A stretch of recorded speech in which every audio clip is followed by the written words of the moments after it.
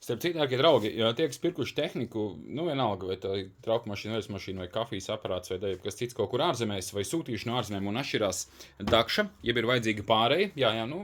zinām, ka tādas ir, jeb ir vajadzīga pārēja, reku, šī arī ir pilnīgi tumša, slēdzot iekšā nekas nenotiek, un, ja ir šāda te pārēja, trešais gadījums, starp citu, kad atved, un šis te vienkārši ir beigts, un viss ar tehniku, viss ir kārtībā, bet šis te vērķis niķojās. Nē, protams, tur vēl jāpārbauda, vai tur nav kaut kur uz īso iedos un kaut kas nav noticis, bet 95%, ka tur visam vajadzētu būt ok. Tā kā, ja arī tev ir pēkšņi tumša tehnika un ir šāda te pārēja vienā galā, nu tad paskaties, vai tur nav vai 5 eiro, 12, varbūt 15,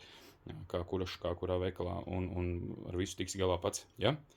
Pirms sveiti paskaties. Šeit arī, protams, nezinājām, ka tāda ir, un teicām cilvēkiem, lai vērt pie mums, un reku rezultāts.